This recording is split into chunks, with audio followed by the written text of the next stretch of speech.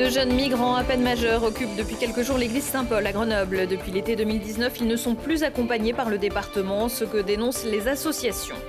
Après une longue phase de désamiantage, la barre Anatole France est en cours de démolition dans le quartier Mistral à Grenoble. Objectif, ouvrir le quartier et améliorer le cadre de vie des habitants. Et puis, pont, passerelle, mur de soutènement, la métropole compte 1600 ouvrages d'art sur ses 49 communes. 40 ont déjà été mis en sécurité ces 2 dernières années. 53 chantiers sont programmés en 2020. Bonsoir à tous, ravi de vous retrouver dans ce JT du jeudi 27 février 2020. Toutes les heures à partir de 18h, l'essentiel de l'actualité du Grand Grenoble en moins de 10 minutes.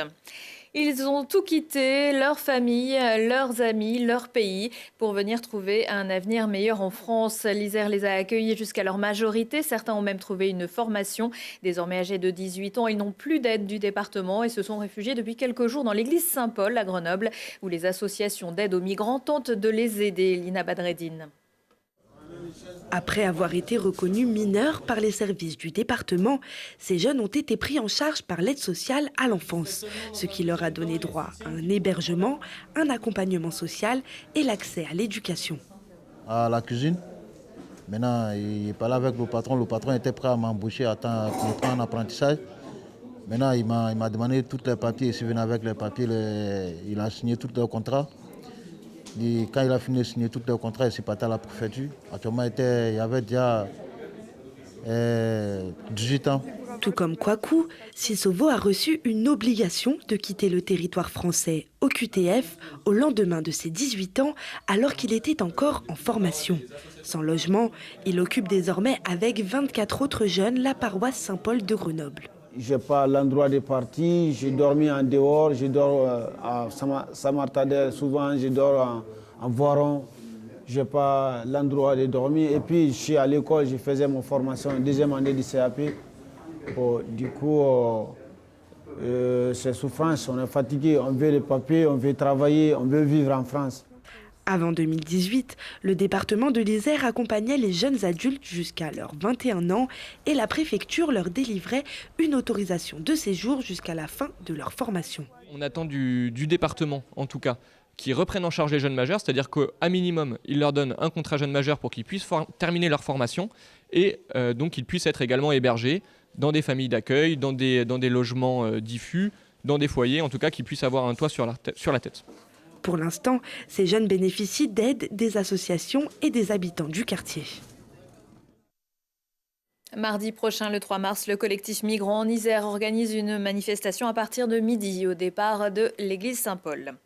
8 femmes, c'est le titre d'un film de François Ozon. C'est aussi ce qu'il manquait à Damien Berthélémy, candidat du Rassemblement national à Grenoble, pour faire enregistrer sa liste en préfecture. C'était ce jeudi, le dernier jour du dépôt des candidatures pour les élections municipales. Damien Berthélémy s'était lancé le 29 octobre, mais il n'est donc pas parvenu à réunir les 58 colistiers nécessaires. L'extrême droite sera néanmoins représentée avec la liste de Mireille Dornano, conseillère municipale, qui se présente sans étiquette. Autre défection à Grenoble, celle du parti Popolitique, qui explique que même s'il n'aurait pas eu de problème à réunir des colistiers, le moment de la rencontre avec le banquier aurait posé problème. Dans une lettre de rupture vidéo, ses membres demandent aussi aux autres candidats de se retirer pour faire annuler ces élections. Avant de conclure, l'enfer c'est l'époque, la blague c'est les autres. Big up Jean-Paul Sartre, et ça c'est moi qui le rajoute. Ce n'est pas Grenoble, mais Voiron à qui nous intéresserons à l'occasion du prochain débat que nous consacrerons aux élections municipales. Présentation de la commune avec Charlotte Faulkner.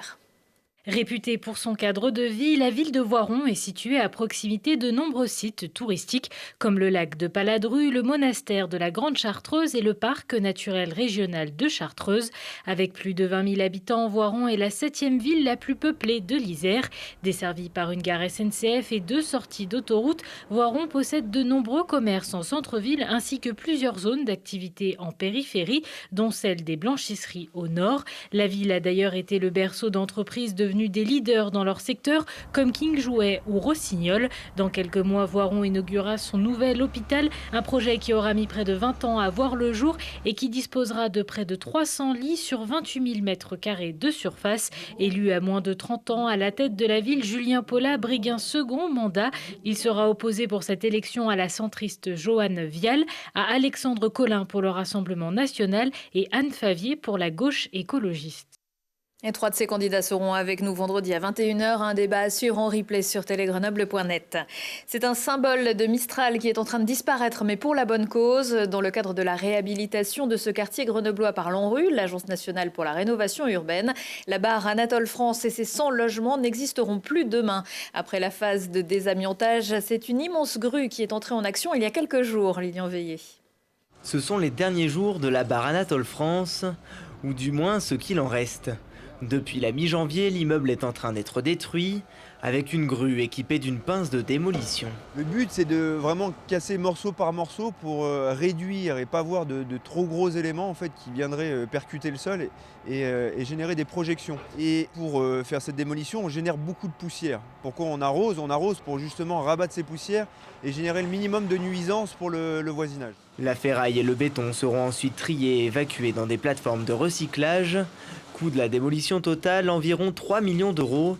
Mais avant d'entreprendre cette partie des travaux, le bailleur Actis avait relogé les 92 familles qui habitaient l'immeuble, avant qu'une opération de désamiantage, la plus grosse de toute la région, ne commence. Il y a eu beaucoup d'amiante, il a fallu traiter. C'est 24 000 m² de béton qui ont été poncés pour pouvoir le démolir tel qu'il est aujourd'hui, sans risque pour le voisinage. Quelques voisins d'ailleurs, venus assister aux travaux, semblent satisfaits du nouveau visage que devrait revêtir le quartier. Le quartier avait besoin d'oxygène, donc le désenclavement c'est bien arrivé. Ça va permettre à tout le monde de respirer un petit peu aussi. L'objectif de ce projet, c'est avant tout de désenclaver le quartier et de le reconnecter à la ville. Cette démolition, elle est complètement rattachée au projet urbain de Mistral. On a déjà démoli les bars Strauss, on a réhabilité les tours qui sont juste à côté de nous. L'idée est d'ouvrir sur le reste de la ville, sur les eaux claires, de recréer des vues sur les montagnes. C'est un moment qui est très important.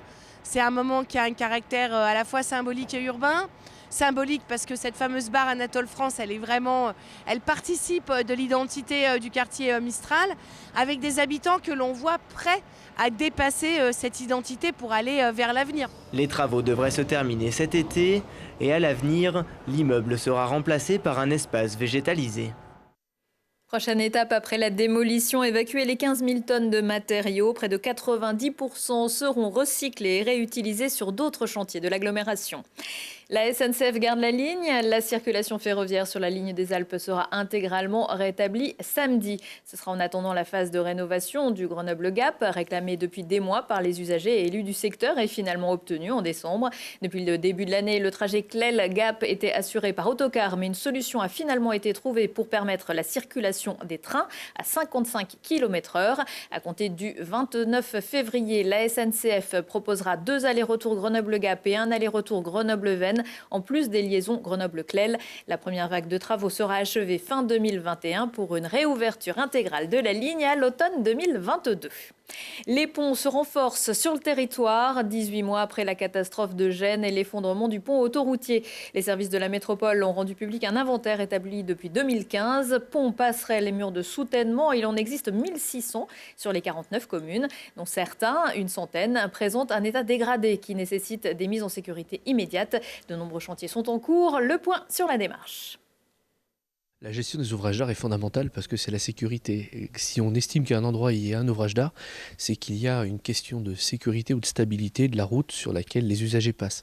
Donc la gestion et le contrôle des ouvrages d'art est fondamental. On gère ça avec la métropole, c'est-à-dire qu'avec la métropole, il y a eu un énorme travail pour inventorier, répertorier ce qu'étaient les ouvrages d'art. Et dans la définition, on pense que ce sont les grands ponts et les grands tunnels, mais ce sont aussi tous les événements de construction qui permettent de stabiliser une route sur sa partie amont ou aval.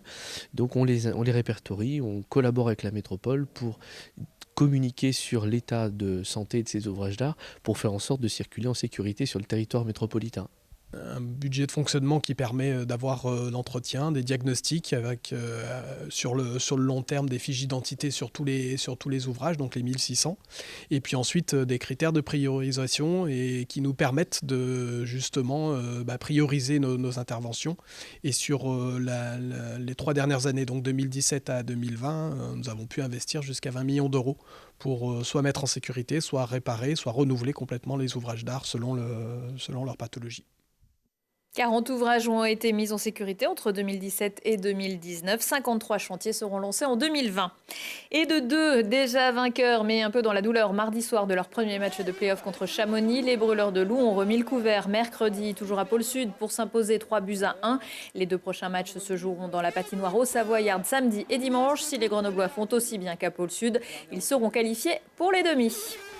Prochain rendez-vous avec l'actu dans 1 heure et en replay sur telegrenoble.net. Belle soirée à tous.